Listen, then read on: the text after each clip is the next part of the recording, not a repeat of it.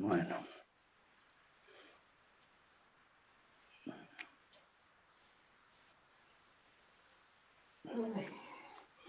¿Y el vídeo que nos vais a poner, qué es? ¿Del año pasado?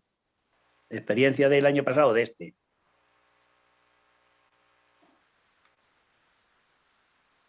Está cortado él. Ya. Señor Agustín, tiene su micrófono apagado. Sí, José, ¿Apagado? te decía Pues yo que no. este año no Le apago. tenemos nada, no parece que vayamos a tener mucha cosa. Y en el 2020 tampoco hicimos nada, con lo cual son los resultados del 2019. Ya, Se está señor, preparando un documental que está ya a Muy punto de caramelo. Al final, chicos, sale, el documental sale. Sí, sí. Y además es un documental largo. Yo pensaba que iba a ser más corto, pero así cuando he visto las pruebas, sí que parece que... Y es potente, ¿eh? señor Agustín, Dime. ya estamos en vivo en vía Facebook para dar inicio a la ponencia. Vale. Entonces, cuando tú me digas, Claro, empezamos. claro. En primer lugar, buenos días a todos y buenas tardes para todas las personas que nos están viendo desde España o otros lados.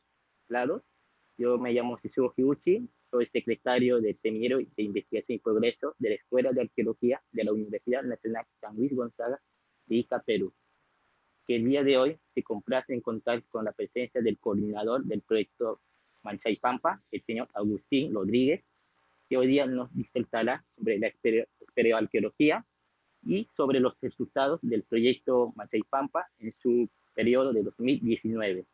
Sin querer hacer más larga esta presentación, doy paso al señor Agustín para que dé inicio a la ponencia.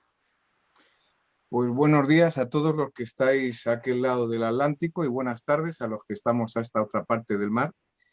Y bueno, pues agradecer a la Universidad y a Semillero de Investigación y Progreso la posibilidad de poder seguir ampliando este conocimiento que para muchos de nosotros pues es una pasión.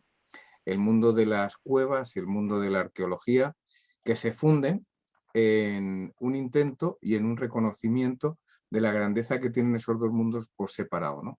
Yo creo que tanto la arqueología puede ser una pasión vital como lo puede ser la espeleología por sí.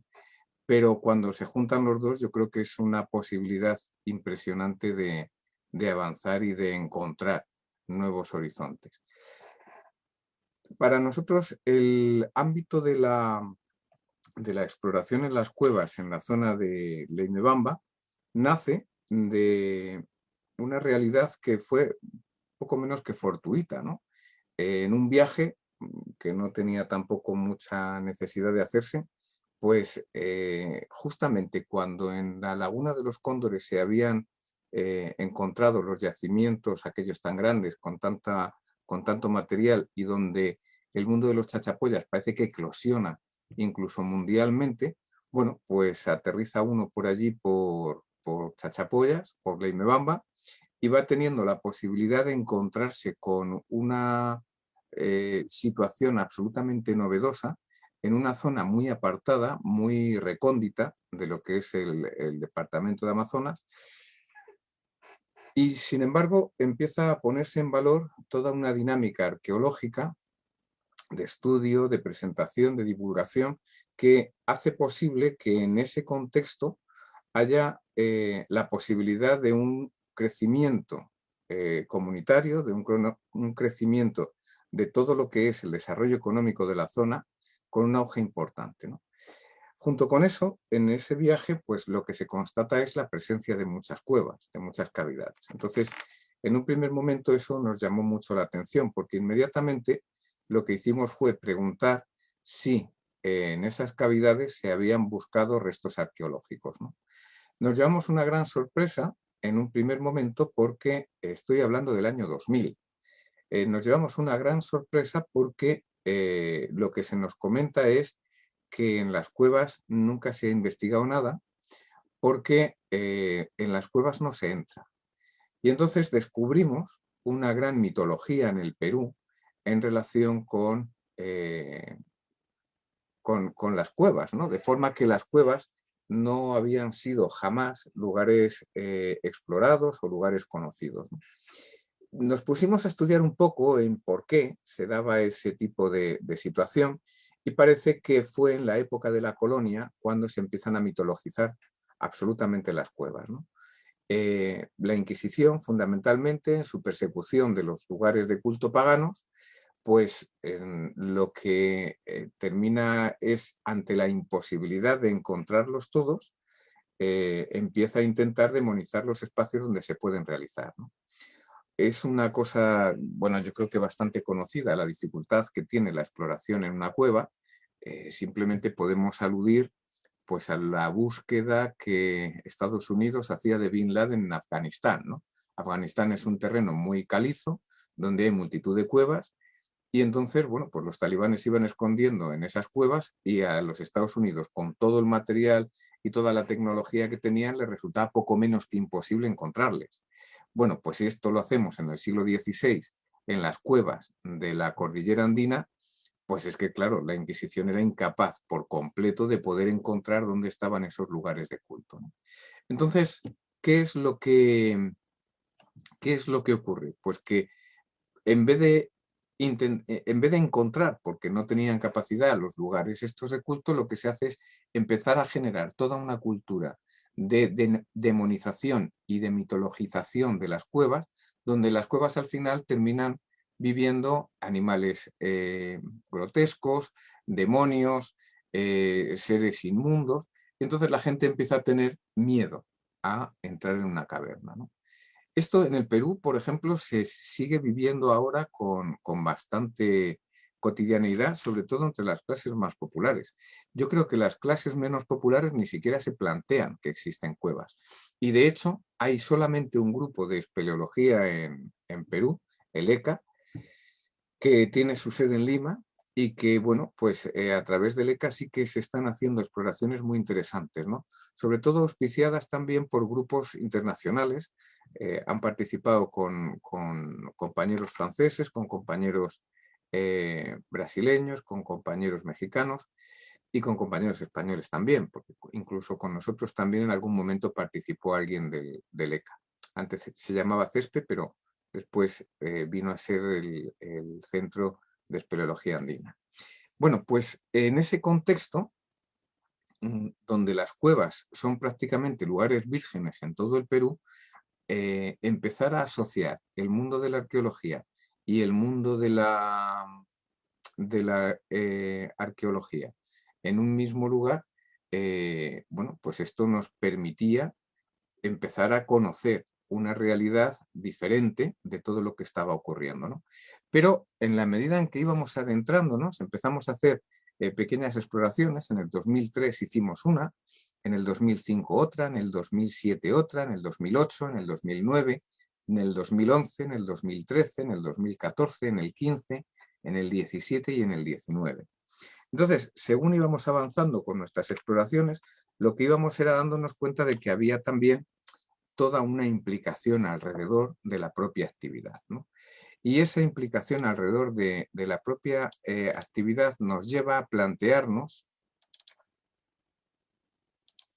que a ver si esto quiere andar, sí, que la arqueología y la espeleología pues tenían que ir de la mano de una experiencia que vaya poco a poco ubicando esas dos disciplinas dentro de un contexto. Pero también hay que reconocer que en nuestro trabajo se daban una determinada serie de circunstancias que nos parece que es importante tenerlas claras desde el principio.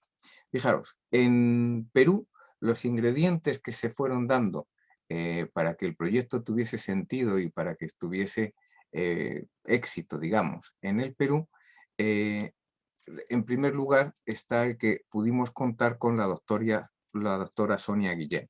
Ustedes allí en el Perú la conocen bien porque ha sido ministra de Cultura, ha sido responsable del mundo de la museología allí en Perú, y ella es la directora del Centro Malqui, que es quien gestiona el Museo de Leimebamba. Cuando nosotros llegamos a Perú, pues nos encontramos con el museo. Todavía en el en el año 2000 no estaba construido, ya en el 2003 sí, era donde se habían depositado todas las momias de la Laguna de los Cóndores, y entonces, pues en el año 2003 ya empezamos a tomar contacto con ella y a plantearle la realidad de nuestros trabajos, ¿no? Entonces la doctora Sonia siempre ha sido el referente nuestro, es la persona con la que nosotros vamos trabajando más directamente, porque entendemos que es el Centro Malki, en su gestión del Museo de la Imebamba, quien tiene que auspiciar de alguna forma todo el trabajo que se está haciendo en el ámbito cultural de la Imebamba. Por otra parte, se dio también el acontecimiento de que la Universidad de Viena, de Austria, pues propició, financió todo el desarrollo del Museo de la Imebamba, con todo lo que eso ha supuesto después para el desarrollo económico, social también de la Imebamba. Esta persona que aparece ahora en la diapositiva es el padre Diego Isidoro García, que en aquella época era el párroco de la parroquia de San Agustín en Imebamba. Y fue el que, bueno, era un enamorado de todo el tema cultural de los chachapoyas, y entonces bajo su ayuda, con su amparo, pues nosotros también pudimos ir accediendo a una determinada serie de posibilidades que nos daba el ir de la mano de alguien de confianza en toda la localidad. Lo primero es que nos facilitaba sitio para dormir, eso nos posibilitaba poder estar allí durante el tiempo que fuese necesario, nos facilitaba contactos, nos facilitaba el ponernos en relación con unos y con otros, y luego también pues todo lo que tiene que ver con el conocimiento de la realidad que él tiene, ¿no? Que fue de una gran ayuda para nosotros. Por otra parte, la comunidad de la Imebamba. Esto es en la Casa de la Cultura, en la Imebamba, y bueno, pues es que la comunidad de la Imebamba poco a poco se fuese interesando también de el planteamiento y de la propuesta de toda esta realidad, de ir descubriendo en las cavidades de su entorno pues esa riqueza cultural que se esconde ahí.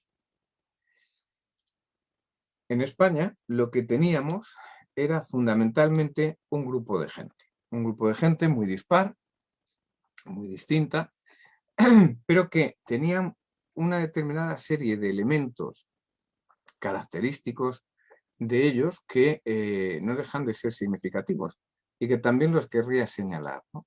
Por una parte, había un grupo de esta gente que venía del trabajo con personas drogodependientes. Por otra parte, hay algunos que también están trabajando en uno de los lugares más deprimidos sociológicamente de Madrid, como es la Cañada Real.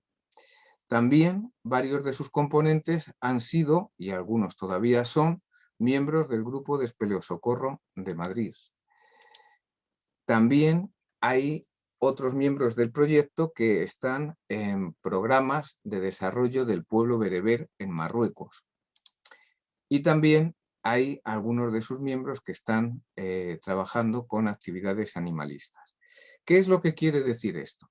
Que es verdad que tampoco se trataba de un grupo de gente cualquiera, sino que era un grupo de gente que de una u otra forma tenían un marcado carácter de responsabilidad social, con el que ellos entendían que no solamente se trataba de ir a pasar una experiencia divertida a Perú explorando cavidades, sino que también lo que estábamos buscando fundamentalmente era el poder hacer ese trabajo como parte y como elemento de todo un desarrollo de lo que fuese la zona de la Imebamba en su elemento, digamos, más de desarrollo económico y cultural. De lo que se trataba en el fondo es de decir, cuanto más capaces seamos de generar un espacio cultural que permita conocer la realidad, más gente va a venir a la Imebamba. Si a esto además le añadimos un cierto turismo, una cierta posibilidad de turismo más de aventura, pues del estilo de la gente que puede ir a la Laguna de los Cóndores. A la Laguna de los Cóndores no va a ir cualquiera. Son 10 horas a caballo y por lo tanto no cualquiera va a ir a la Laguna de los Cóndores. Es un tipo de turista peculiar y distinto, ¿no? De la misma manera, el turista que pueda ir a visitar una cavidad porque pueda haber algo atrayente en ella, tampoco va a ser un turista de los que van en carro y que se plantan en la puerta del museo. Pero para eso también está el Museo de la Imebamba. Habría posibilidad con todo esto de ir generando diferentes itinerarios, diferentes referencias para que el turismo cultural se pueda ir desarrollando junto con el turismo de aventura. ¿Qué son entonces arqueología y espeleología? Bueno, la arqueología sabemos que es la ciencia que estudia las artes, los monumentos, los objetos de la antigüedad, especialmente a través de sus restos. Son un medio para conocer cómo eran y cómo se relacionaban las personas que fabricaron dichos objetos en los paisajes en que fueron hallados. Por otra parte, la espeleología, pues unos dicen que es un deporte, aunque yo creo que a la mayor parte de los espeleólogos, el que nos denominan deportistas, como que no lo tenemos muy claro, ¿no? Algunos sí, hay en algunos espacios en los que se propone y se está intentando plantear la cuestión de la competición, pero no termina de cuajar ese tema del deporte en el mundo espeleológico, por lo menos en la gente de mi generación yo creo que menos, ¿no? Actividad física ciertamente sí que es, porque supone un ejercicio físico que hay que realizar. O sea, las cuevas son lugares bastante inhóspitos y entonces, bueno, pues tienes que generar y tienes que capacitarte para poder progresar pues, por una cuerda, subir, bajar, arrastrarte, es decir, tiene una actividad física importante. Y por otra parte está todo el elemento de la espeleología como ciencia, o más que como ciencia, sería como una herramienta auxiliar a ciencias que tienen que ver con las cavidades, con lo que ocurre, con lo que ha ocurrido dentro de las cavidades, ¿no? Y en ese sentido sí que es importante el tener en cuenta la espeleología a la hora del estudio geológico, por ejemplo, ¿no? Porque dentro de las cuevas se pueden apreciar muchos elementos de carácter geológico que luego ayudan a comprender otras realidades más grandes. La espeleología, es curioso, la espeleología empieza a darse, a existir fundamentalmente a raíz del estudio de las cuencas hidrológicas, porque claro, cuando en Europa va creciendo las ciudades y se van estableciendo en determinados lugares, es importante saber por dónde van el curso de las aguas. Y entonces empieza a haber algunas propuestas de que se investigue dentro de las cuevas porque los ríos muchas veces se meten en grutas, se meten en huecos, ¿no?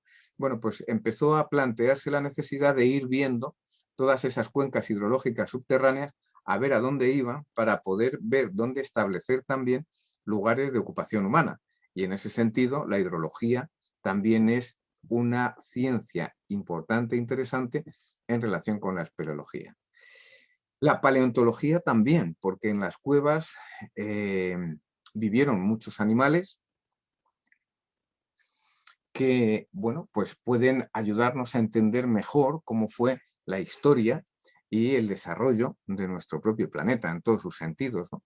En relación con la arqueología, pues es obvio, en las cuevas, desde el principio de la humanidad, se dieron elementos habitacionales y ocupacionales que en principio fueron los primeros lugares usados por los humanos, o sea, los primeros grupos de humanos que fundamentalmente eran de carácter cazador y por lo tanto también nómada, pues iban buscando distintos lugares donde acoplarse y normalmente eso lo hacían dentro de las cuevas. Después las cuevas han podido tener otros usos, en algunos casos usos habitacionales, lugares donde la gente vivía y en otros momentos pues pueden haber sido lugares funerarios o lugares de culto. En relación con la zoología, pues también las cuevas son lugares importantes porque es posible descubrir nuevas especies del mundo animal que se dan en las cuevas y que no se dan en la superficie.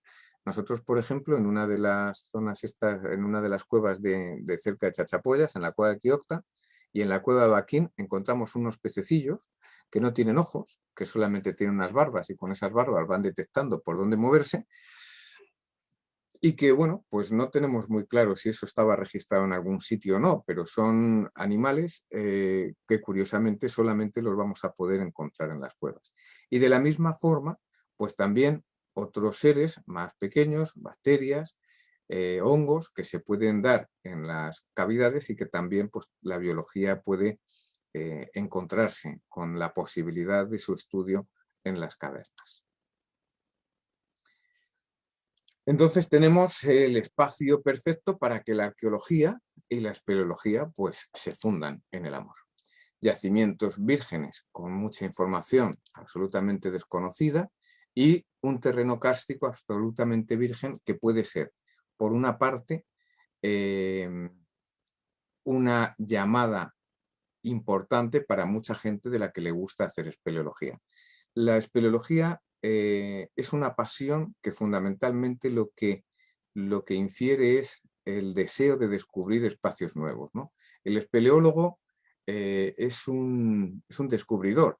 La mayor parte de la superficie del planeta está descubierta, ya está todo mapeado y ya está todo cartografiado, ¿no? Solamente falta por descubrir el fondo del mar, al cual hoy por hoy no podemos llegar porque no tenemos herramientas suficientes como para poderlo hacer, y por otra parte las cuevas. Entonces, las cuevas sí son lugares accesibles y por lo tanto sí que podemos seguir explorando todo ese territorio.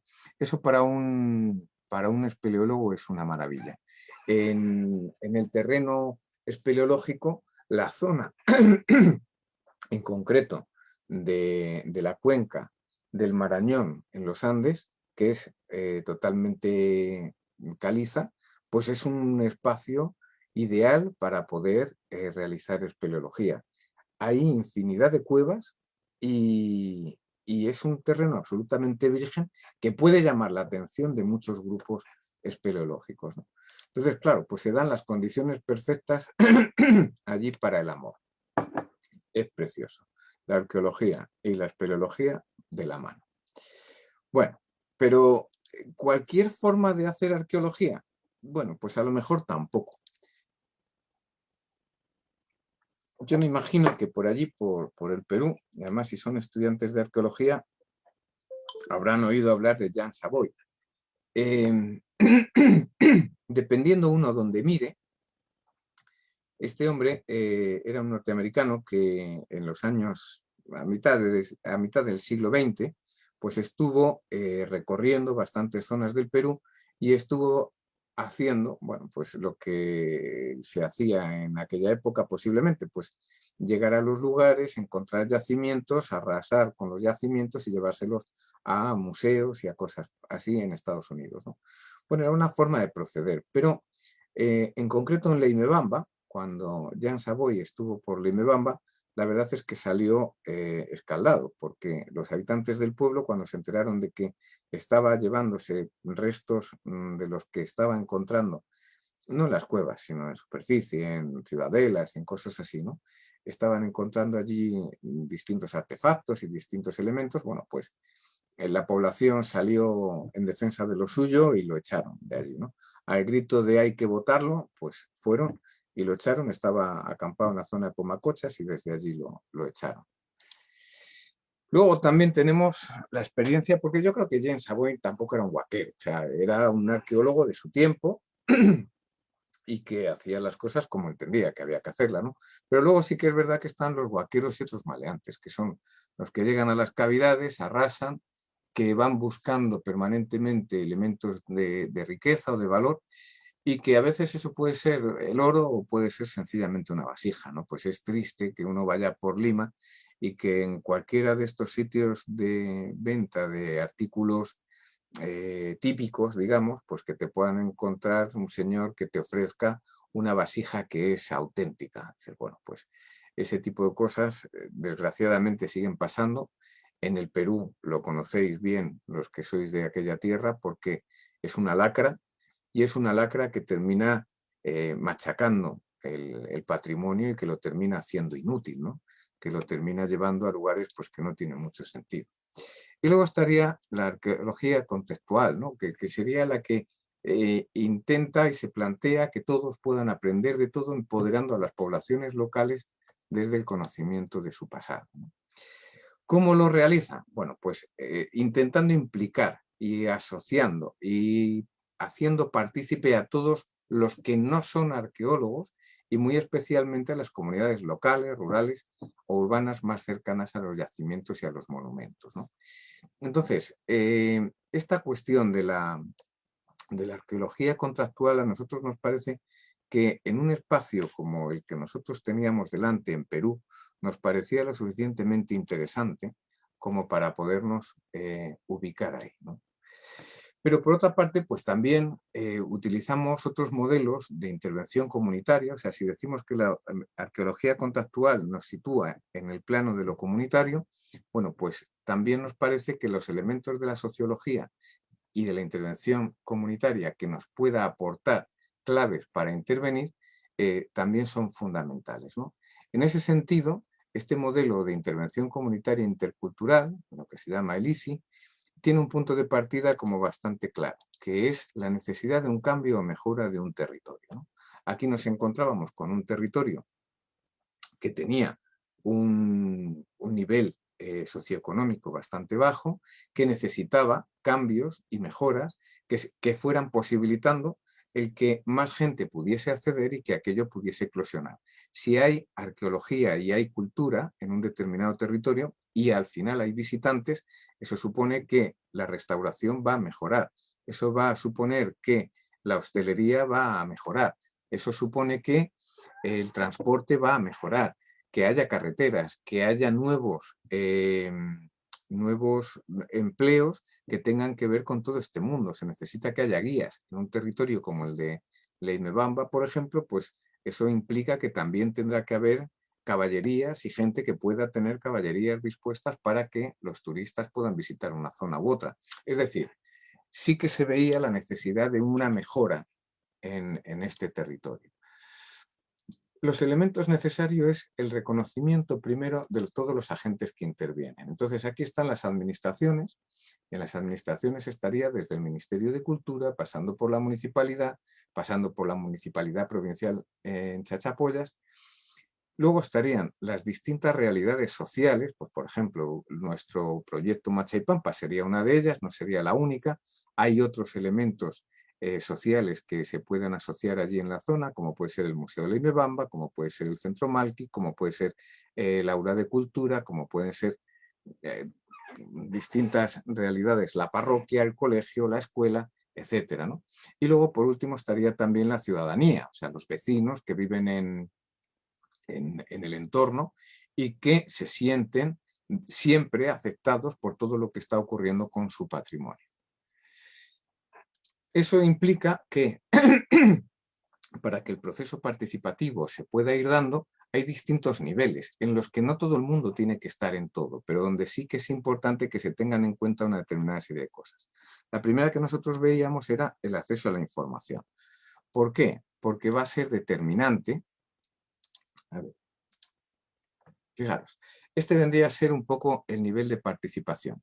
Hay un primer nivel de participación que es el de la información y donde yo creo que todo el mundo tiene la necesidad y el derecho de saber qué es lo que está ocurriendo con lo suyo. Entonces, cuando tú tienes esa posibilidad de reconocimiento de qué es lo que ocurre, tú empiezas a tener también la posibilidad de pensar sobre ello, de opinar. Y cuando tienes la posibilidad de opinar, terminas teniendo también la posibilidad de contrastar tu opinión con otros, es decir, puedes terminar generando corrientes de opinión. Y esas corrientes de opinión pueden terminar cuajando en propuestas que a su vez se puede decidir que son las que merecen la pena. Hay distintos momentos en los que ese proceso entre estar informado, opinar, proponer, decidir, actuar, necesita que se vaya realizando de una forma, digamos, de una forma lineal para que realmente toda la población de ese enclave sienta que esto tiene que ver con lo suyo. Nosotros, por ejemplo, todos los años cuando hemos estado allí, hemos intentado siempre generar algún tipo de encuentro para presentar todo el trabajo que se ha hecho durante la campaña de ese año. E incluso, pues también no solamente en Leimebamba, sino también en Chachapoyas y en otros lugares en los que nos han ido requiriendo el decir, ustedes qué es lo que están haciendo y cómo lo están haciendo. E intentar que todo sea siempre lo más transparente posible. Para ello es importante también entonces ver quiénes son los actores participativos. Hay un gran sector amplio que esto simplemente les basta con estar informados. Lo único que quieren saber es qué es lo que pasa, ¿no? Y ese es su nivel de participación. La verdad es que no van a hacer mucho más, pero ya por lo menos están participando al estar informados de todo lo que va ocurriendo. Después habría un segundo núcleo que vendrían a ser los colaboradores de esa realidad, de ese proyecto, de ese proceso, ¿no? Son aquellos que de una u otra forma ya se van implicando de una forma más directa, pero no con una capacidad de influencia en el conjunto de todo lo que ocurre, sino que desde lo suyo pues aportan. Por ejemplo, pues entre los colaboradores podrían estar los arrieros que participan en el proyecto, o entre los colaboradores podrían estar la gente de las tiendas que aporta logísticamente determinada serie de cosas, o entre los colaboradores podría estar pues la Policía Nacional del Perú, que nos facilita en algunos momentos alguna cuestión. Bueno, esos serían los colaboradores, ¿no? Por último estaría el grupo de los implicados. Entonces, el grupo de los implicados aquí no hay que entenderlo como los que viven con mucha pasión lo que está ocurriendo. No es eso, sino que los implicados son aquellos que forman parte de un círculo en el cual se toman decisiones que influyen al conjunto de la realidad. Entonces, puede haber gente que esto le importe bastante poco, pero sin embargo, sus decisiones terminan influyendo de una manera definitiva en el conjunto del trabajo que se está realizando. Bueno, pues con este esquema nosotros íbamos intentando descubrir cómo podemos llegar a algo que nos parece fundamental, y es que todo el mundo sienta que está ganando algo. Es decir, si la municipalidad de Limebamba no ve que esto es importante para ella, no lo va a hacer nunca. Si el Centro Malqui o el Museo de Limebamba no ve que esto es importante para él, no lo va a apoyar nunca. Los distintos actores tendrán entonces que ir satisfaciendo las necesidades en cada momento y en cada momento del proceso. Es decir, las administraciones tendrán que ser capaces de vivir el desarrollo turístico de la zona. Tendrá que ser capaz de tener un mayor control de los accesos al territorio. Esto es fundamental. O sea, si la gente va y va de una forma desbocada, todo se va a poner en riesgo. Pero si eso se va controlando, si la administración tiene la sensación de que esto está controlado, entonces va a facilitar y va a potenciar el acceso al territorio. Lo mismo nos pasa con el tema del conocimiento de los yacimientos. O sea, si la gente va y explora las cuevas y nadie refiere nada, no puede ser. Las administraciones necesitan tener el conocimiento de ese inventariado de los yacimientos. Y por último, las administraciones viven en el ámbito de lo político y van a necesitar que el logo de su administración esté presente en cualquier publicación que se haga. Por lo tanto, es importante que se tenga siempre presente las necesidades de las administraciones para que ellos también entren en el proceso. Para las entidades sociales también esto es importante. ¿Por qué? Porque da un valor real a sus trabajos, da reconocimiento a sus estudios, pone en valor los restos, las momias, las cerámicas, las construcciones arquitectónicas, protege todo ese patrimonio de los actos vandálicos y sobre todo también garantiza la continuidad de las investigaciones. Y para la ciudadanía también es importante. ¿Por qué? Porque reafirma la identidad cultural de la zona, y esto siempre es muy importante para cualquier pueblo, ayuda al desarrollo económico de las zonas que gestionan bien estos restos, evita las migraciones internas al habitar en sitios en donde hay medios de subsistencia, hay trabajo, empodera a las poblaciones, incrementa el orgullo por las costumbres, por las tradiciones, por la historia de los pueblos, devolviéndoles su dignidad, y les da autoestima para exigir sus derechos también y autogestionarse. Entonces el turismo se puede convertir en un motor económico de toda la zona. Está el turismo de aventura, está el turismo cultural y está el turismo de aventura cultural. Esto es lo que os señalaba anteriormente, ¿no? Esto tiene su implicación tanto en la hostelería, como en los transportes, como en la restauración, como en las caballerías, como en el comercio, en los guías. Y fijaros, esto no es el primer lugar del mundo donde ocurre. Hay experiencias, nosotros conocemos más, lógicamente, las de España, donde, por ejemplo, la Cueva de Atapuerca, saben que es vamos, todo lo que es el yacimiento de Atapuerca, pero dentro del yacimiento de Atapuerca también están las cuevas. De hecho, el yacimiento de Atapuerca lo descubrieron unos espeleólogos, porque son los que se empezaron a dar cuenta de que ahí había una serie de restos que cuando se ponen en conocimiento de otras autoridades, vamos, de otros estudiosos, más de la paleontología, pues ya empiezan a investigar en la cima de los huesos y empieza a irse conformando todo lo que luego ha sido el complejo arqueológico de Atapuerca. Entonces, en Atapuerca lo que hay son restos fósiles de al menos 4 tipos de homínido. El modelo de gestión pues, es colaborativo entre la Fundación Atapuerca, el Consejo de Gobierno de la Junta de Castilla y León y el Ministerio de Cultura de España. Colaboradores, pues el grupo que lo pone todo en marcha es el Grupo Espeleológico del Weiss. Luego está la Universidad de Zaragoza y la Universidad de Alcalá de Henares. Y atractivos turísticos genera. Hay visitas guiadas a los yacimientos, se ha creado un museo de la evolución humana y un centro de arqueología experimental. Y esto al final pues genera empleo y genera un montón de posibilidades, tanto in situ como en los alrededores del propio yacimiento.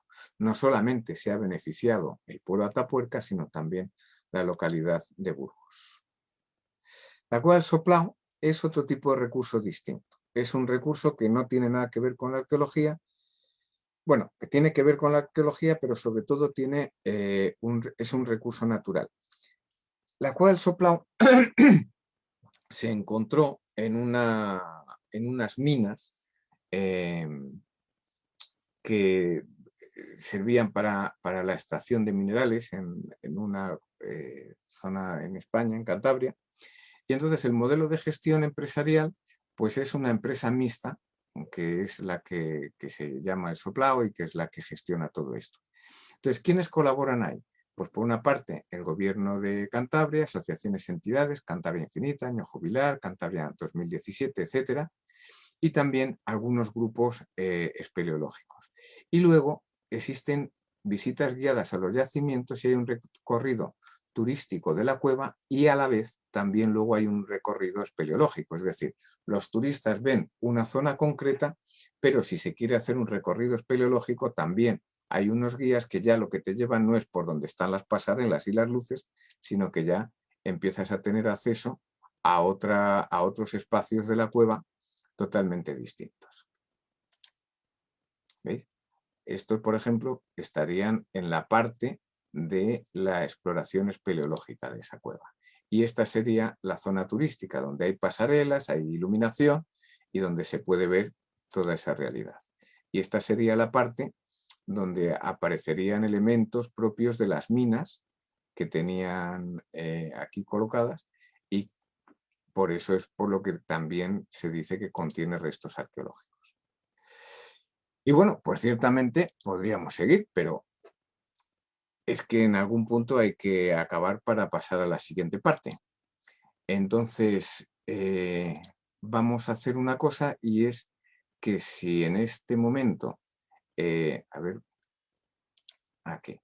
en este momento alguien quiere hacer alguna pregunta en relación con esto, pues bien, y si no pasamos directamente a la presentación de lo que fue la campaña de Intimachay de 2019 en la cueva de Intimachay.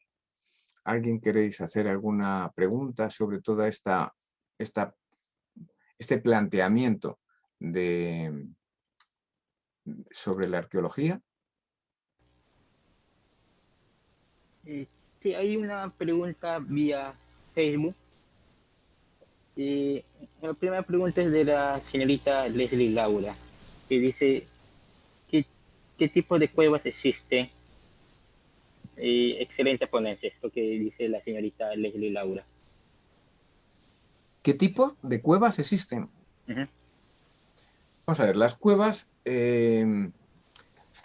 son agujeros en el suelo. Entonces, lo único que una cueva necesita es un material que sea capaz de disolverse o de erosionarse lo suficientemente rápido como para que el agua pueda buscar un cauce. El agua siempre va a tender desde las nubes hasta el mar. Ese es su camino. Cuando cae en un terreno, si el terreno es absolutamente, digamos, impermeable, entonces lo que va a hacer va a ser formar cauces de ríos y por esos ríos se va a marchar. Pero si el terreno es un terreno soluble, entonces no va a hacer cauces de ríos, sino que se va a ir incorporando, se va a ir introduciendo por el terreno. Pero siempre va a terminar buscando las partes más solubles y va a ir haciendo canales dentro de la tierra, ¿no? Entonces, los tipos de cuevas que hay son fundamentalmente las que se producen en terrenos kársticos, es decir, en terrenos calcáreos, donde la caliza es la piedra predominante, ¿no? Es el material predominante. Entonces, la tierra caliza es una tierra la roca caliza es una roca muy soluble y entonces el agua va generando en ella, va quitándole o sea, va siendo capaz de deshacer la roca y de ir estableciendo galerías que pueden ir desarrollándose, ¿no? Hay algunas cuevas que son tremendamente grandes, o sea, uno siempre, no sé por qué todo el mundo cuando le dices que eres espeleólogo dicen, pero qué angustia, ¿qué va? Es decir, la mayor parte de las cuevas son espacios muy amplios y bueno, sí, con bastante amplitud, ¿no? Es verdad que en todas las cuevas siempre hay algún paso un poco más estrecho, algún paso más así, más tal, pero lo normal es que sean lugares bastante amplios, ¿no? Lo que sí es que las cuevas suelen ser productos de conductos activos, ¿no? Entonces puede haber dentro de las cavidades lo que se llaman cuevas fósiles y lo que son cuevas de curso activo, ¿no? Entonces las cuevas vivas, las cuevas de curso activo, son las que todavía tienen agua en su interior. Las cuevas fósiles son aquellas que el agua ya ha encontrado otros recovecos y se ha ido normalmente hacia planos más inferiores y entonces esas zonas se han quedado absolutamente descalcificadas, ¿no? Entonces son cuevas secas donde puede haber mucho polvo. Entonces eso serían las cuevas en caliza. Pero no solamente en caliza se dan cavidades, por ejemplo, en terrenos con yesos también hay cuevas. También el yeso también es un material soluble, más duro que la caliza, tiene sus peculiaridades, pero también es soluble y por lo tanto también se pueden ir realizando cuevas en yesos. Pasa lo mismo que con las calizas. Si el curso del agua va bajando hacia niveles más inferiores, las partes más superiores se quedan fosilizadas y entonces esas partes fósiles pues al final son muy polvorientas y en realidad en las cuevas de yeso muy desagradables porque al final lo que tienes es un polvo de yeso en el suelo que se levanta con mucha facilidad y que te va poco menos que intoxicando, ¿no? Tragas polvo para aburrir en una cueva de yeso.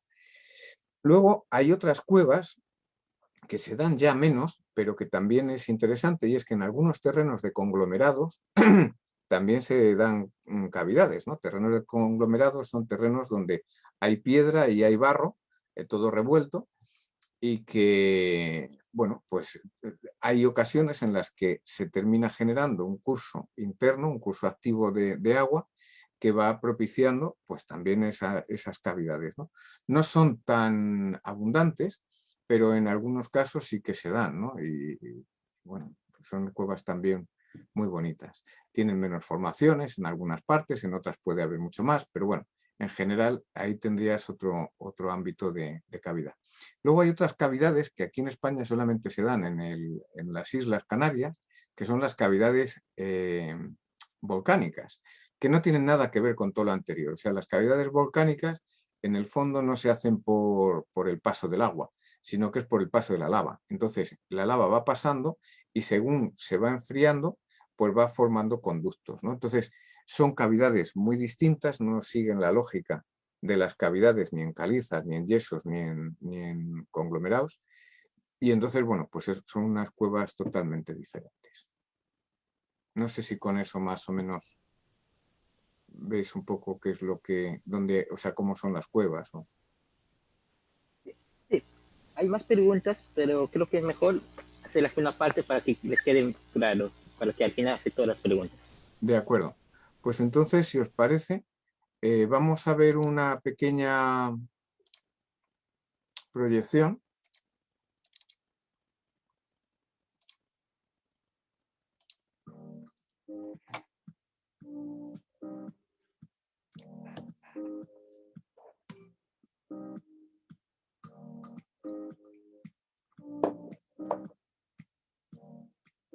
Bueno, como veis, el territorio en el que están estas cuevas es un terreno en la ceja de selva en el monte andino.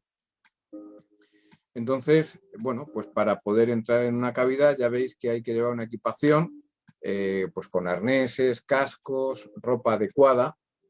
Y esta sería la cueva de Inti Machai. Ahí están los signos propios del sol y a esa peña se le llama la Peña del Sol. La cueva está justamente debajo de esa pared, de ese farallón, y por eso recibe el nombre de Inti Machai, la cueva del sol, la cueva de la Peña del Sol. En todo lo que es el trabajo de la exploración, pues la seguridad es determinante, ¿no? Nosotros tuvimos un compañero que tuvo un accidente aquí en el 2014 y que costó mucho trabajo poderlo sacar. Hubo que llevar gente desde España hasta el Perú para poder realizar el rescate. Y luego las cuevas también son lugares con bastante barro. Ahí tenéis a Miguel, por ejemplo, que estaba de barro hasta las orejas, ¿no? Entonces, la dificultad de la cueva muchas veces empieza en la aproximación, en poder llegar hasta allí.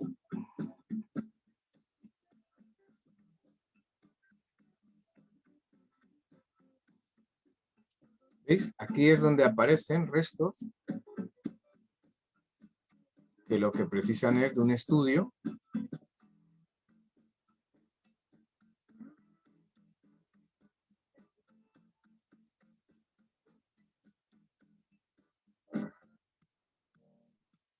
y el enclave, desde luego, es un enclave que es un auténtico paraíso.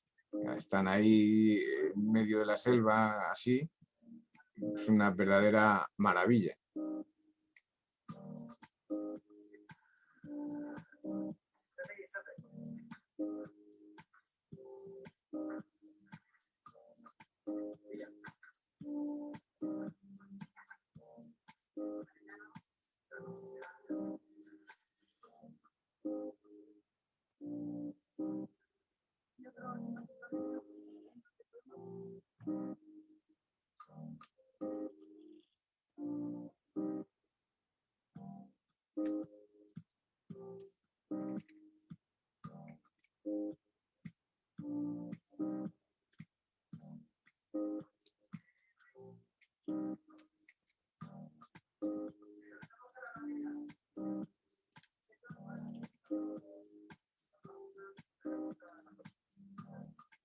Aquí podéis ver, estos chicos de amarillo son de la Policía de Montaña, de la Policía Nacional del Perú, que también les estuvimos haciendo algo de formación en el tema de rescates. Entonces aprovechamos la actividad para hacer con ellos un curso de espeleosocorro, bueno, de aproximación al espeleosocorro, porque el espeleosocorro es bastante más complicado, ¿no? Pero bueno, con ellos sí que estuvimos ahí trabajando también un poco con el fin de poder bueno, pues facilitar que si en un momento determinado en una cueva en Perú pasase algo, que empiece a haber personas con capacidad de poder intervenir en el rescate de alguien, ¿no? que pudiera estar por ahí. Entonces, bueno, pues eso también nos parece que era importante. Bueno, pues si os parece pasamos a esta otra parte del trabajo, que fue el proyecto arqueológico, vamos, la parte arqueológica de nuestro proyecto.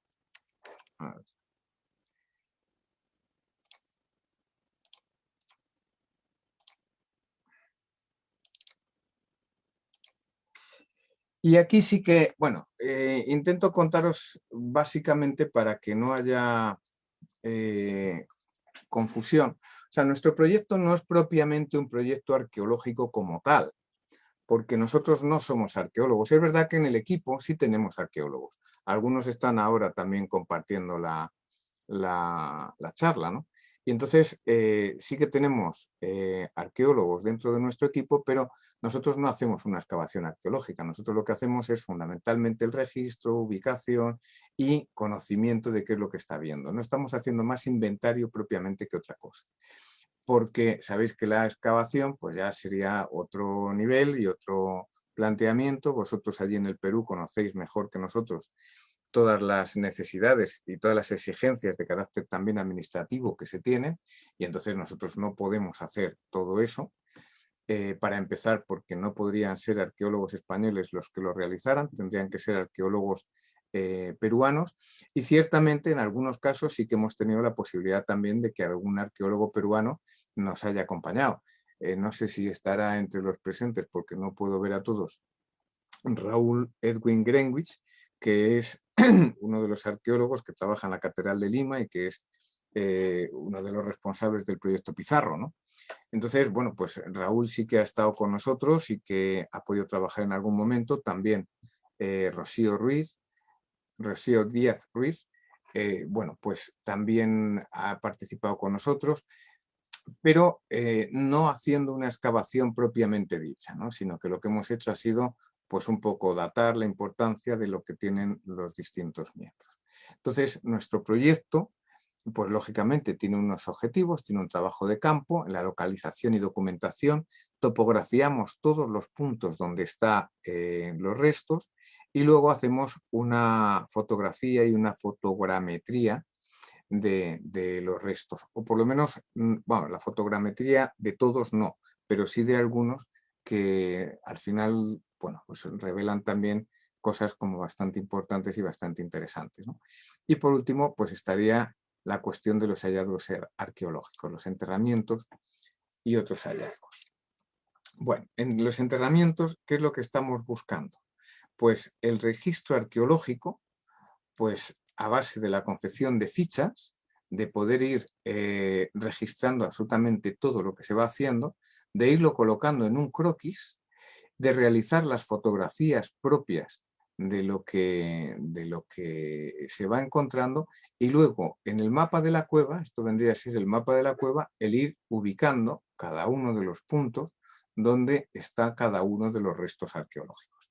Aquí tenéis todo lo que vendría a llamarse la unidad arqueológica 2, por ejemplo, y entonces en esta unidad arqueológica fijaros la cantidad de restos que aparecen. Restos con huesos de infantes, restos con manchas de chicras, cráneos humanos, pies desnudos, etc. Otro de los objetivos que nosotros buscábamos también era la localización de nuevos enterramientos, porque habíamos hecho una exploración. La cueva Inti Machai la descubrimos en el año 2013.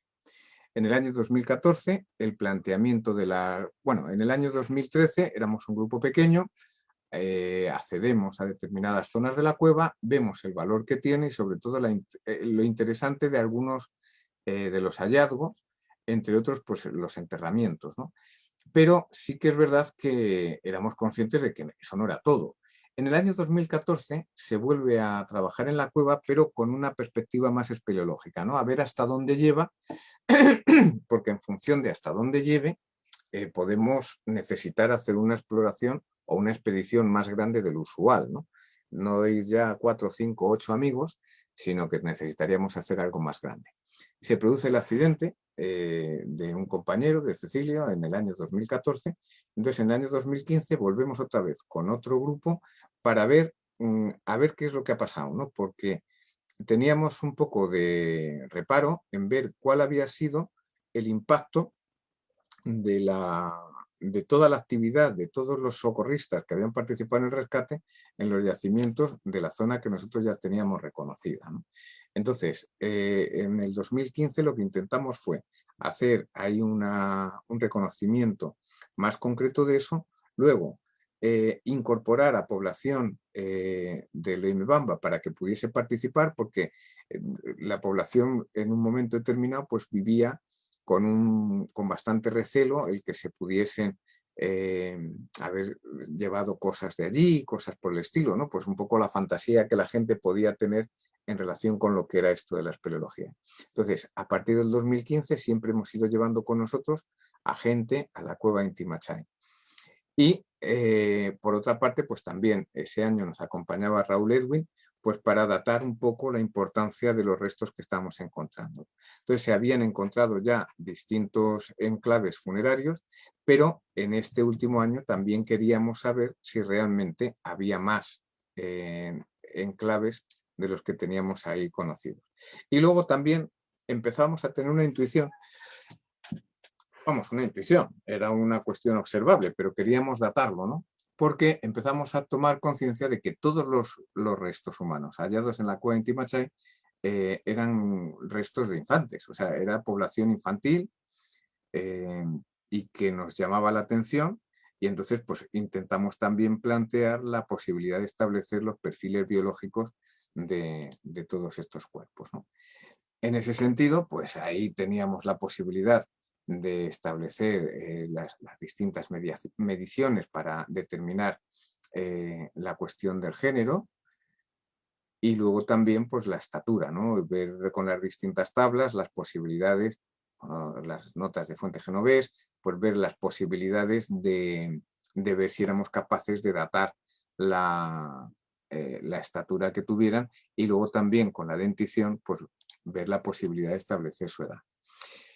La población enterrada en Inti Machai, pues al final estos son los cuerpos, vamos, los lugares funerarios que hemos terminado encontrando, ¿no? Entonces, como veis, en muchos de ellos no se ha podido establecer el sexo. Sabéis que en edades tempranas el estudio de los restos para poder establecer el sexo es más complejo. En grupos de adultos es más fácil de determinar, ¿no? Pero en infantes, y luego también depende de los restos que aparezcan y de qué posibilidad de detectar determinados rasgos, ¿no? Entonces, lo que sí que fuimos fue viendo el tema de las edades, que sí que nos aparecían todos como muy claramente infantiles, ¿no?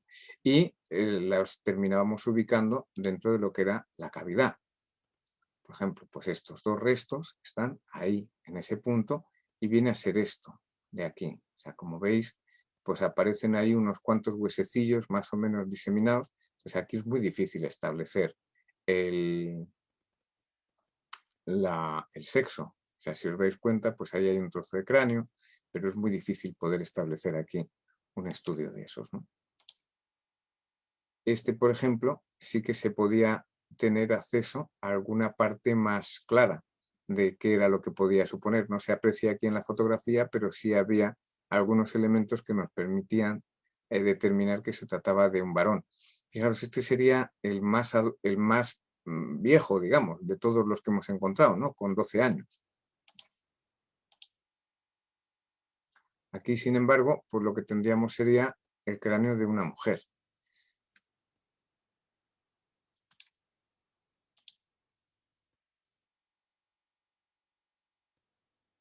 Otro conjunto de restos de aproximadamente 3 años de edad. Bueno, pues junto con los restos, con los restos de los enterramientos, pues también, vamos, de los enterramientos no, con los restos humanos hemos ido encontrando otros elementos que también son importantes. Uno de ellos, y que es muy recurrente, pero no solamente en la cueva de Inti Machai, sino en todas las cuevas, es la presencia de xicras. Entonces, las xicras sabemos que son estos cestos así, que estaban hechos de tejido vegetal y que prácticamente en la mayor parte de los casos ese tejido vegetal desapareció por completo, o sea, ya no existe. No te encuentras una cesta de estas características porque la humedad que existe dentro de las cuevas es aproximadamente del 100%. Todo este tejido orgánico desaparece con facilidad, ¿no? Y entonces lo que terminamos encontrando son estas manchas en el suelo que en ocasiones además nos permiten ver parte de este tejido, que aquí lo podéis ver, ¿no? Pues en ocasiones también se perfila ese tejido entre los restos que tenemos en el suelo. Y entonces, pues se ve claramente que se trata de una xicra. Muchas veces en las xicras aparecen distintos tipos de restos. Por una parte aparecen restos vegetales, ¿no? Como por ejemplo pues los que tenemos aquí. Estos serían restos vegetales. Estos serían carbones, que también nos hacen pensar que podría haber habido algún tipo o bien de luminaria o bien de ritual, de lo que fuera, ¿no? Y luego también arcillas, que esto, bueno, son manchas de arcillas. Y aquí también tendríamos más o menos lo mismo. Tendríamos por una parte los vegetales, las arcillas los carbones y otros restos que aparecen aquí juntos. Es decir, aquí habría una cerámica y aquí habría otros restos óseos. Bueno, pues también aparecieron cerámicas muy interesantes porque estaban prácticamente completas. Es difícil que en las cuevas se puedan encontrar los restos así tan sumamente completos porque entre la humedad, que deteriora mucho el material cerámico, y luego también pues que muchas veces hay movimientos de tierras, hay temblores, el Perú es una zona también de movimientos sísmicos, ¿no? Entonces, bueno, pues ha habido muchos movimientos y muchos desplazamientos de materiales de una zona a otra que cuando caen, ruedan, rompen, eclosionan. Entonces, bueno, pues es francamente interesante el poder encontrar este tipo de material. Además, es un material que siempre nos va a ayudar, eso lo sabéis bien los que estudiáis la arqueología, es un material que nos va a ayudar a datar más o menos las fechas en las cuales podían producirse los enterramientos. Aquí, por ejemplo, lo que tenemos son cerámicas de manufactura chachapoyas. No es manufactura inca, entonces esto quiere decir que estos enclaves están siendo anteriores a la ocupación inca del territorio del norte. Algunas son de gran tamaño, esta donde está ahí Gabriel no es la más grande, hemos encontrado alguna de más tamaño que esta. Y luego también hemos encontrado otros restos que son quizá lo más curioso de lo que ha aparecido, ¿no? Y es restos de huellas en el barro. En este caso, de lo que se trata son huellas del dedo de la mano, o sea, los dedos de la mano, ¿veis? Aquí. Pero también hemos encontrado huellas de pies. Huellas de pies que, bueno, en alguna galería, por ejemplo, solamente van en una dirección. No hemos conseguido entrar en toda esa galería porque poder entrar significaría haber tenido que pisar las huellas que estaban descubiertas, ¿no? Entonces, posiblemente esa galería no lleve a ningún otro sitio e imaginamos que si hay huellas de entrada y no de salida, pues una de dos, o por ahí se puede acceder a la cueva por otro lado, o bien la persona que imprimió esas huellas ahí en el barro, pues tendrá que estar, los restos tienen que estar al otro lado donde nosotros no pudimos pasar. Bueno, aquí veis también otro tipo de restos, como pueden ser cordones, que también se ven, y construcciones. Aquí, por ejemplo, hay unos huecos en el suelo.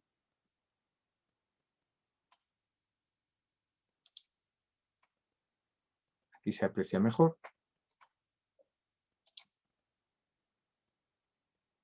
Ahí toda esa zona. Entonces, ¿cuáles son las conclusiones y las expectativas? Bueno, pues la conclusión fundamental es que esto es un cementerio de niños. ¿Por qué? No lo sabemos. Están depositados ahí con un fin ritual. Las xicras, las cerámicas, todo indican que no es que hubiese ahí un grupo de niños escondidos o que un día se perdieron y se han muerto todos. No. Aquí hay un depósito ritual de esos enterramientos y los enterramientos aparecen, en algunos casos en los que hay más huesos, aparecen con la típica forma de enterramiento de los chachapoyas, en posición con doblados, con las piernas dobladas sobre el pecho, y entonces claramente se trata de un cementerio con un carácter ritual claro, ¿no? Ahora, ¿por qué? Y esto sería una de los intereses que hay, ¿no? O sea, ¿por qué se producían estos enterramientos así? ¿Cuál era el objeto de estos enterramientos? En los anales históricos que hemos podido ir encontrando nosotros, hemos encontrado que el mundo de las cuevas es el lugar de los enterramientos, eso está claro. Eso yo creo que ya, después de todas las investigaciones que hemos hecho, nosotros hemos investigado 27 cavidades en esa zona.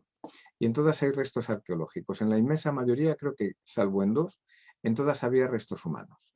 Entonces, toda esa profusión de restos humanos nos llevaba a pensar que ciertamente las cuevas eran lugares de enterramiento. Pero ¿por qué se dan distintos enterramientos? Sabéis que los enterramientos en la zona de Chachapoyas se dan o bien en altura, en lugares en farallones como la Laguna de los Cóndores, como La Petaca, Diablo Guasi, los sarcófagos de Carajía, los sarcófagos de San Jerónimo, es decir, en esos enclaves en altura o en las cuevas. ¿Cuál era la diferencia? Bueno, parece ser que bueno, sabéis que al Inca cuando estaba en Ecuador parece que el que le asesinó fue un chachapoyas que se llama Chuquimis. Chuquimis era un curaca de Cochabamba que había enviado a algunos emisarios allí a Quito para asesinar al Inca. Cuando traen el cuerpo ya para abajo, llegan a la zona de Cajamarca y entonces cuando están en Cajamarca, Atahualpa decide que vayan a buscar a Chuquimis para ajusticiarlo. Se enteran de que ha sido el responsable de tal y parece que lo envían allí. Entonces Chuquimis, cuando se entera, por lo visto le da algo así como un ataque al corazón o cualquier cosa de estas y entonces fallece. Y cuando fallece lo entierran. Y lo entierran como curaca en un lugar alto. Cuando llega el capitán del ejército inca que iba a detenerlo, entonces llega, ve que lo han enterrado en el sitio de los nobles y decide que lo bajen y que lo entierren en el suelo como a todos. Eso que se narra es de esto tiene que ver con un archivo de un pleito que hubo en el año 1672, creo recordar, en Lima, sobre el tema de las prevalencias de los distintos curacazgos y de las responsabilidades que tenía cada cual en el territorio de las encomiendas en la zona de Chachapoyas. Y entonces eran narraciones de los indios más mayores que habían estado intentando esclarecer a quién le correspondía por linaje la responsabilidad de las encomiendas. Bueno, en ese contexto legal es donde se hace este tipo de afirmación, con lo cual esto es algo que no interesaba demasiado, sino simplemente estaba narrando una historia.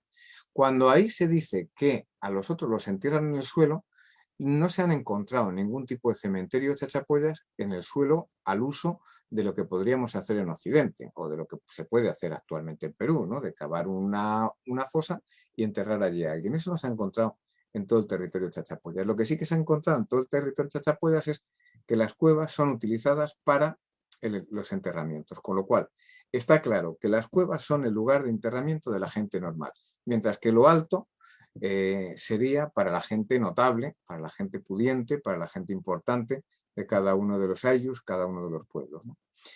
Entonces, en esta cueva lo curioso es que solamente hemos encontrado niños. ¿Por qué? Un compañero nuestro estuvo haciendo a ver, aquí. Estuvo haciendo un estudio con algunos cráneos que se habían encontrado en otra cueva y empezó a encontrar algo que también nos llamó la atención. En la cueva Pumaguayuna se habían encontrado, bueno, pudimos constatar que allí había más de 200 cráneos en esa cueva, ¿no?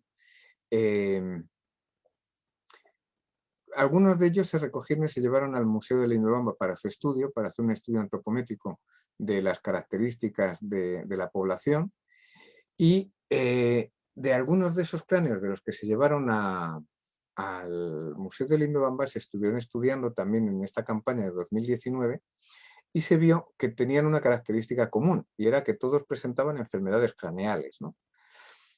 Bueno, no sabemos muy bien si eso es así, porque habría que estudiar toda la cavidad y todos los restos de la cavidad, pero al menos sí que se nos abrió ahí otro campo de investigación y ¿es posible una división temática de las cuevas?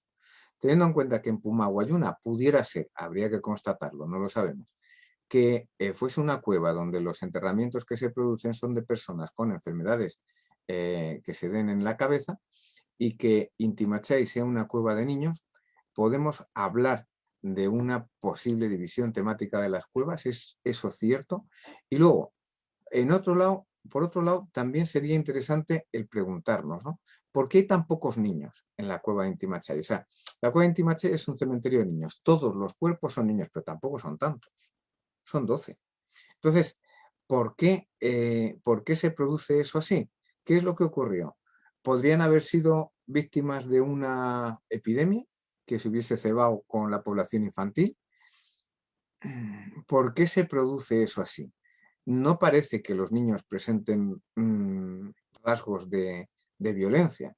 Entonces, ¿por qué tan pocos niños? Sería una cuestión también a plantearse, ¿no? Otra cuestión que también queda pendiente es si todos los depósitos son de la misma época o si se han ido produciendo en distintos momentos de la historia y de una forma escalonada. Pues tampoco lo sabemos.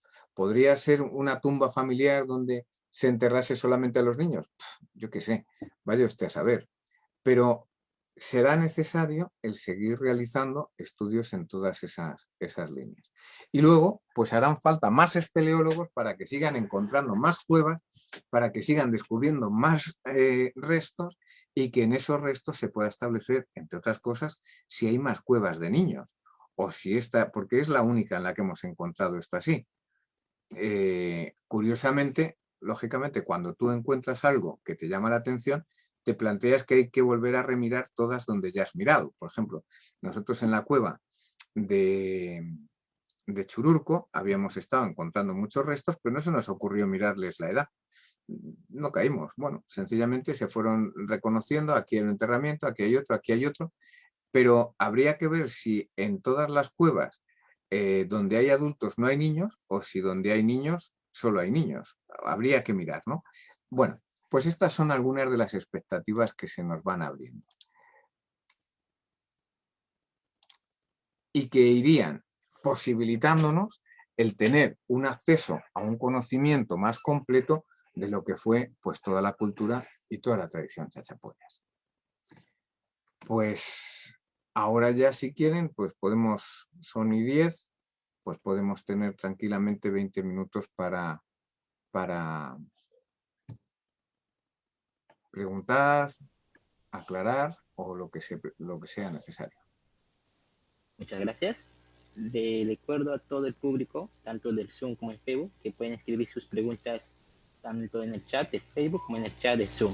En el caso de Zoom, si quieren decir su pregunta oralmente, pueden escribir en el chat de Zoom para poder activar su micrófono para que hable.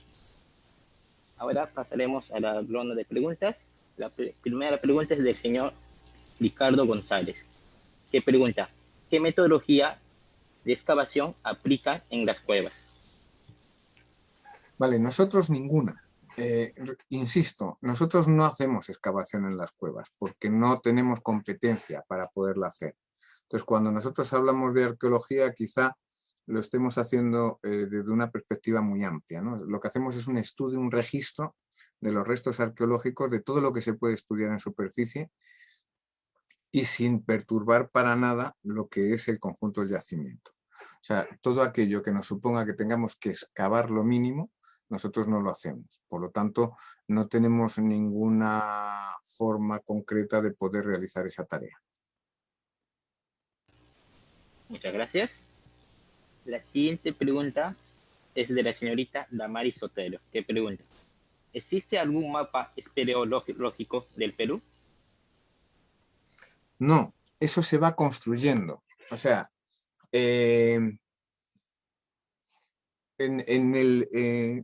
las cuevas no están descubiertas. Entonces, no se sabe dónde están.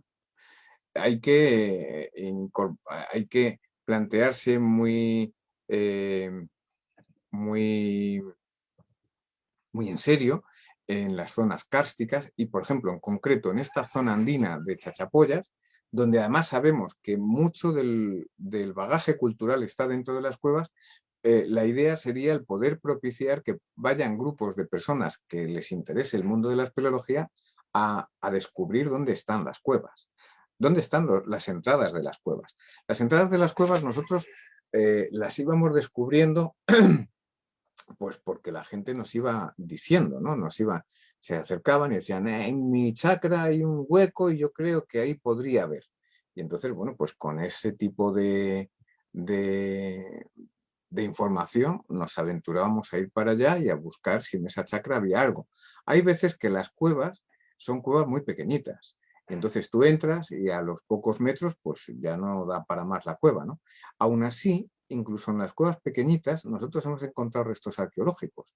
En huecos de la roca, ahí había ya restos arqueológicos. En algunos sitios incluso, en lo que era la pared, el farallón de la roca, tenía una oquedad, se había tapiado y ahí había restos arqueológicos.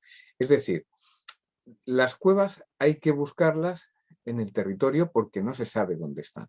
Pero luego, además, una vez que te metes en la cueva, tú tienes que hacer el mapa. O sea, tú tienes que topografiar. Tu equipo es el que tiene que topografiar la cueva, el que tiene que hacer el mapa, porque eso, lógicamente, si nadie ha pasado por ahí, está sin hacer.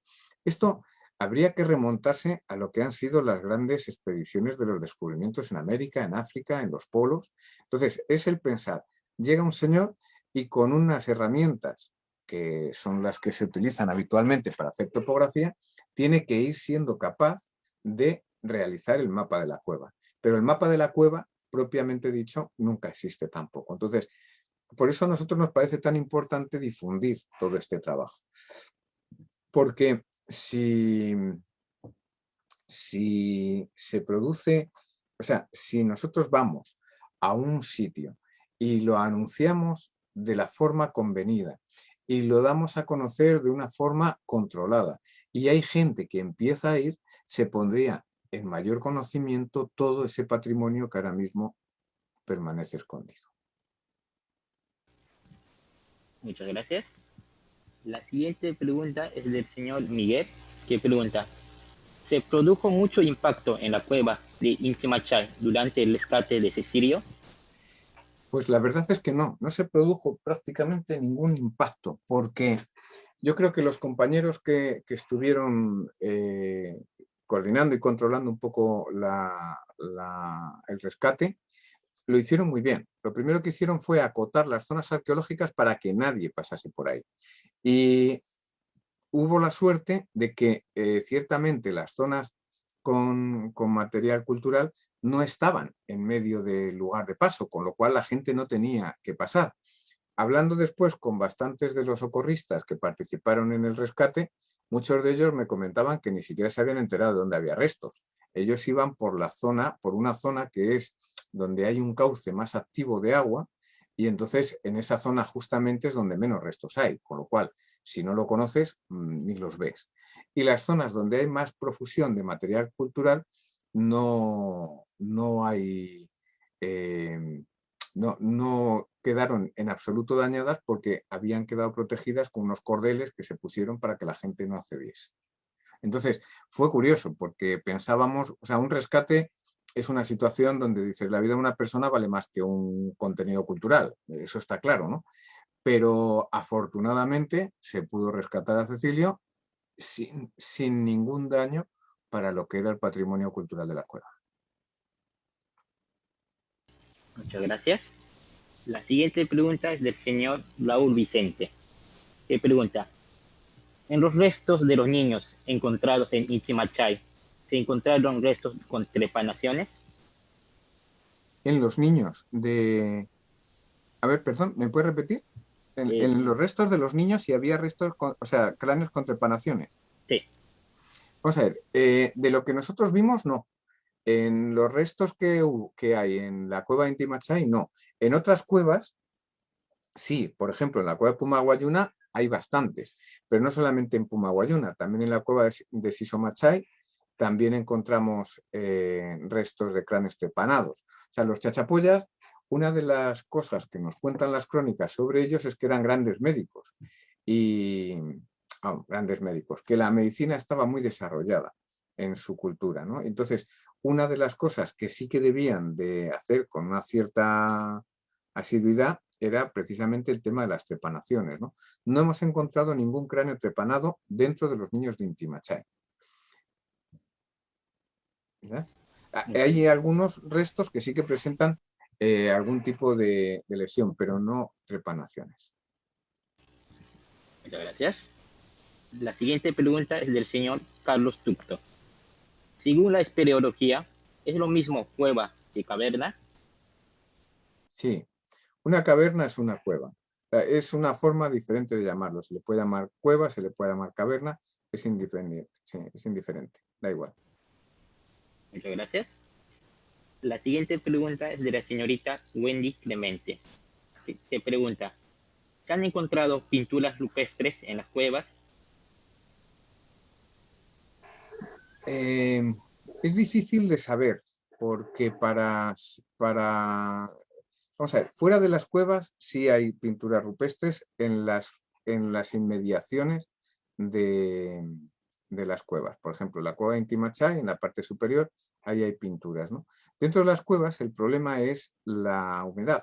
Y entonces, en ocasiones hemos estado debatiendo si realmente algo que parecía una mancha parecida a una pintura, si era tal pintura o si podía ser un conjunto de líquenes, ¿no? Entonces no lo sabemos.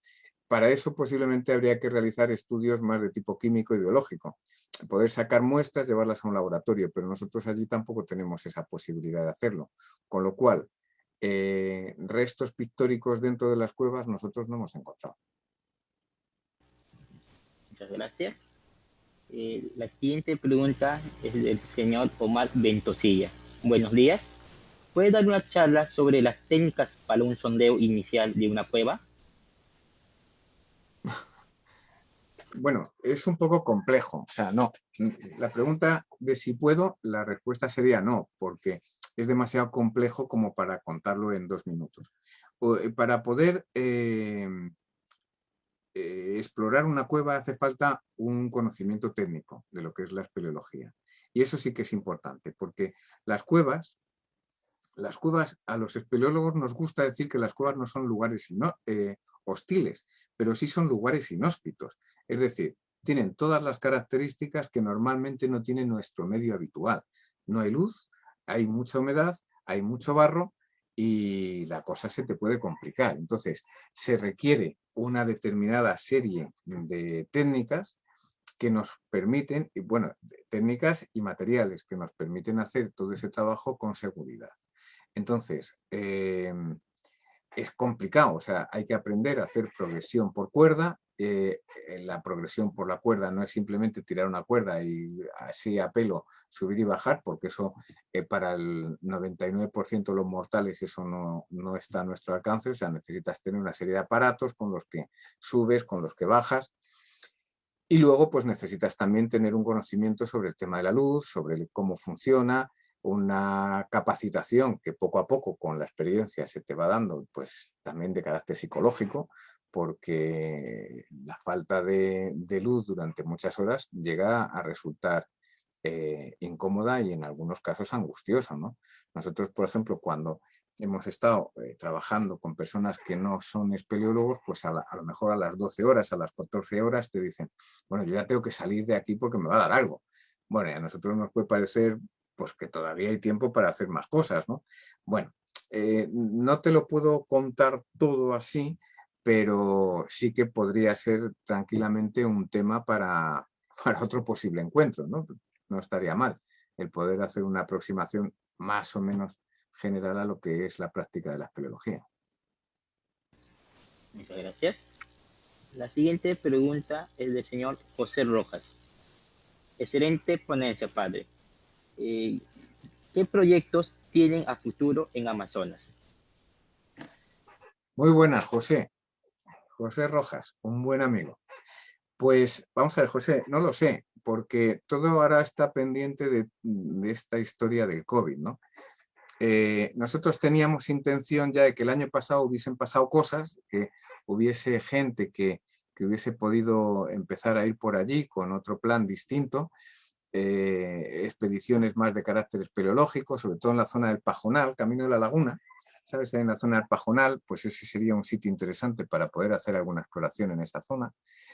Y entonces sí que había interés, ¿no? Y luego, por otro lado, están pendientes todos estos otros estudios que os estamos comentando de la cueva Pumaguayuna y de algunas de las que ya han sido visitadas, pero que podríamos volver a remirar para ir descubriendo si alguna de estas intuiciones tiene fundamento o no tiene fundamento, ¿no? Entonces, la idea sería de que pudiesen seguir yendo por allí grupos más o menos grandes, no como el del año pasado, o sea, no como el del 2019, porque el 2019, para todos los demás, hicimos una expedición muy grande, con mucha gente desde España. Éramos, creo recordar, que en total 52 personas las que participamos en la expedición, pero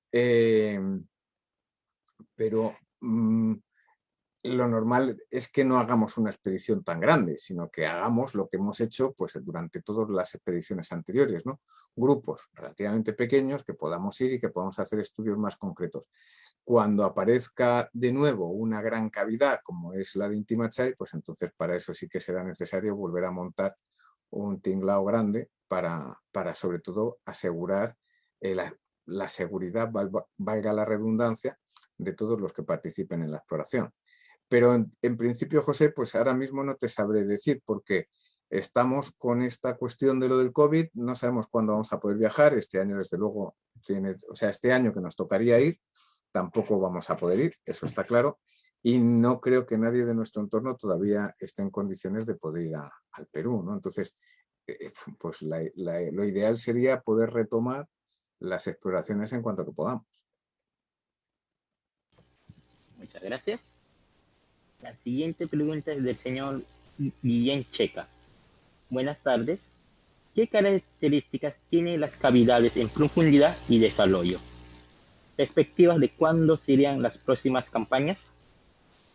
Vamos a ver, en relación con el desarrollo, las cuevas, como en Perú hoy por hoy no está habiendo todavía mucha exploración, los desarrollos y las profundidades no son demasiado grandes. Los mayores desarrollos son de algunos miles de metros, pero no grandes, digamos, sistemas, porque la exploración se hace muy difícil. Para que os hagáis una idea, nosotros aquí en España, por ejemplo, hay sistemas que llegan a tener más de 100 kilómetros de galerías, ¿no? Con distintas salidas, distintos niveles, etc. Claro, estudiar cavidades con esa intensidad, con todo el trabajo que exige una cavidad de esas características, en Perú hoy por hoy es imposible, porque no hay grupos peruanos asentados en el territorio que permanentemente estén saliendo fines de semana y 4 días en no sé qué. Si tienen que ir grupos desde el extranjero, son expediciones relativamente cortas, de 15 días, un mes, y en ese tiempo no da el suficiente bagaje como para poder hacer una exploración grande, ¿no? Entonces, las cavidades que hay en el Perú, yo creo que ahora mismo están alrededor de, no sé si hay alguna de 4.000, 5.000 metros, y la profundidad mayor, creo recordar que estaban 600 metros. Pero hay otras cuevas, vamos, seguro que en el Perú hay cuevas mucho más profundas y de mucho más recorrido que esas que se han encontrado hasta ahora. Y en relación con cuándo vamos a ir de nuevo, en las próximas campañas, pues ya es lo que os señalaba, ¿no? Que estamos ahí pendientes de ver qué pasa con el tema del COVID. Muchas gracias. La siguiente pregunta es del señor Manuel Mendoza. Ha estado muy interesante su exposición. ¿Podría darnos un correo electrónico donde podamos contactarlo? Un correo electrónico. ¿Eh?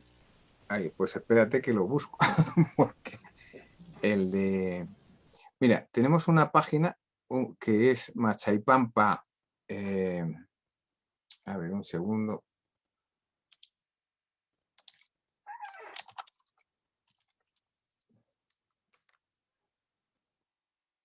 A ver, que te lo busco.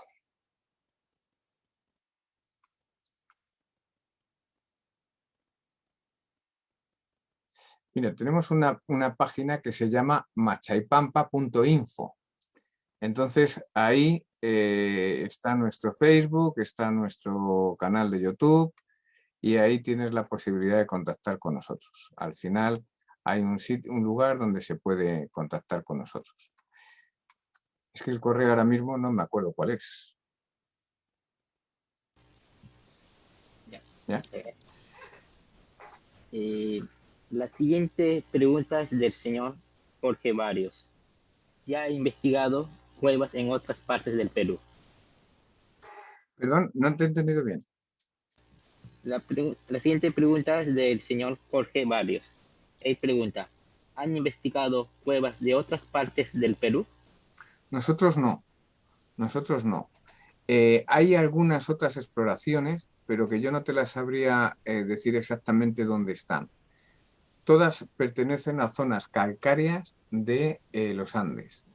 Y entonces no te sabría decir exactamente dónde pueden haber otras cuevas, pero eso está publicado.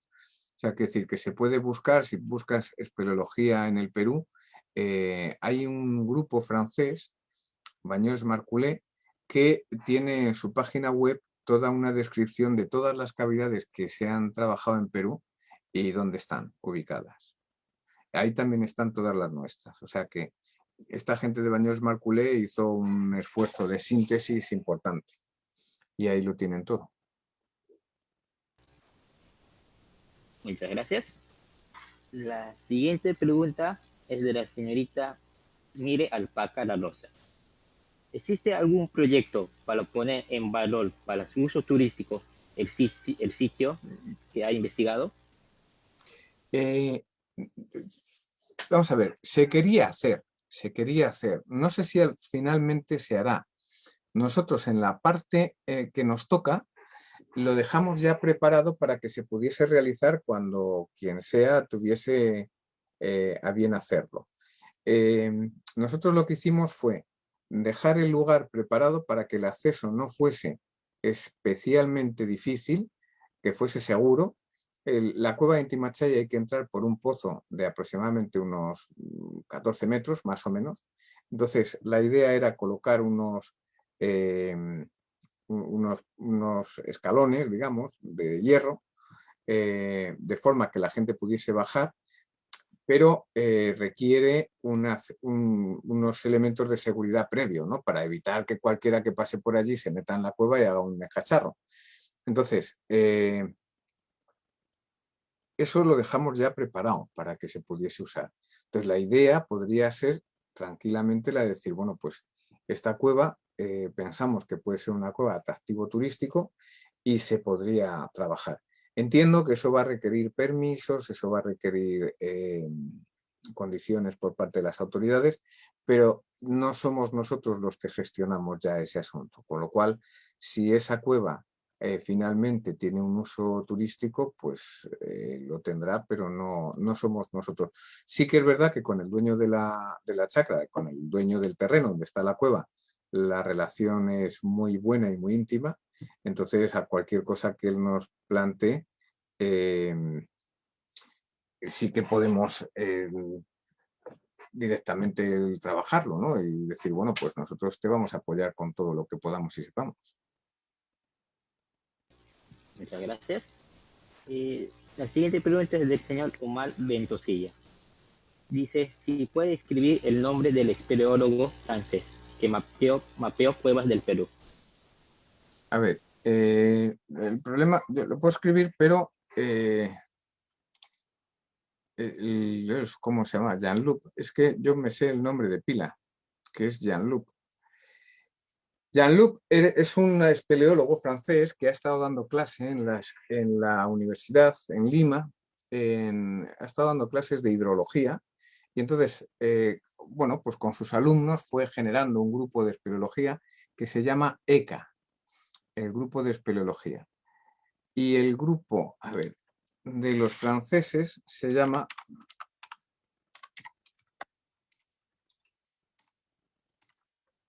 Bagneux Marculé. Este es el grupo de los franceses. Este es un grupo de espeleo, o sea, no es el nombre de un señor. El responsable de ese grupo era Jean-Luc, pero no recuerdo el apellido.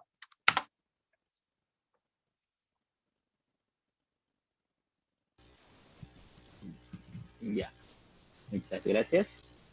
Y la siguiente pregunta es del señor Eduardo Arangure.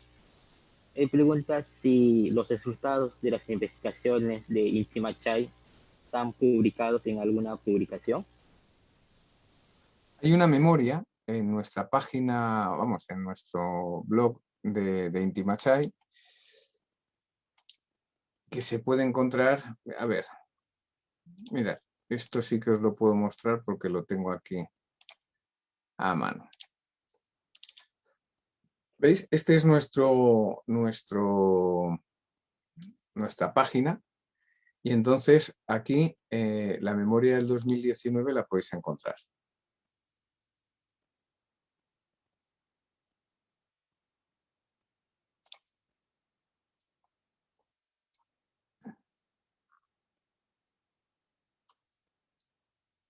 ¿Veis?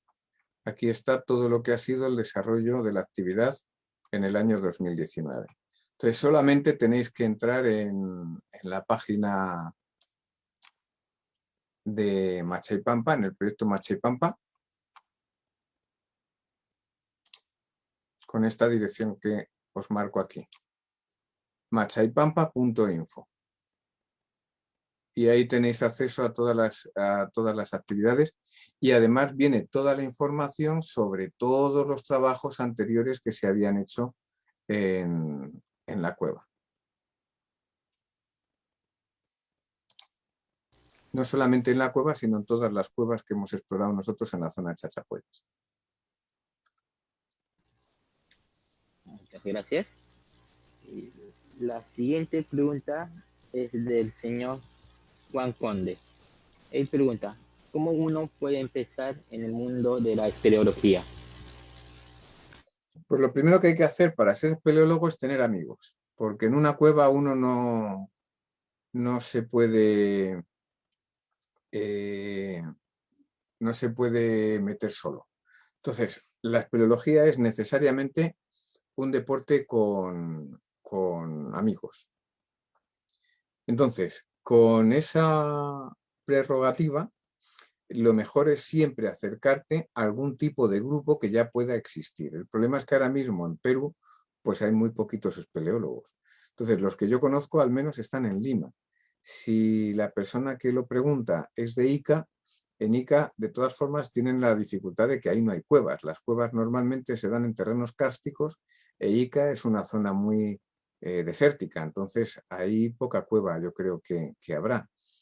Lo importante ahí sería ponerse en contacto con el ECA y a través de ellos pues ver la forma de organizar incluso algún curso de iniciación o alguna cosa de estas.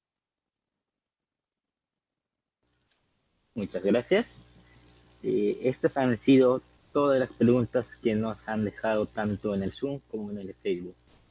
De parte del Semillero de Investigación y Progreso de la Universidad Nacional de Ica, le queremos agradecer profundamente por brindarnos parte de su tiempo en brindarnos tan didáctica conferencia. Pues muchas gracias a vosotros por la invitación y por la posibilidad de que sigamos divulgando pues esto que para nosotros es una pasión en lo que tiene de grandeza todo el patrimonio cultural de esa región tan hermosa que es Amazonas y de ese gran país que es el Perú. Muchas gracias y esperamos poder contar con usted tal vez en futuras conferencias o eventos académicos y quién sabe, tal vez si todo mejora ya con actividades ya presenciales. Pues sería un placer el poder hacerlo. Muchas gracias. Muchas gracias y también muchas gracias a todas las personas, tanto del Perú como del exterior, que han visualizado esa ponencia.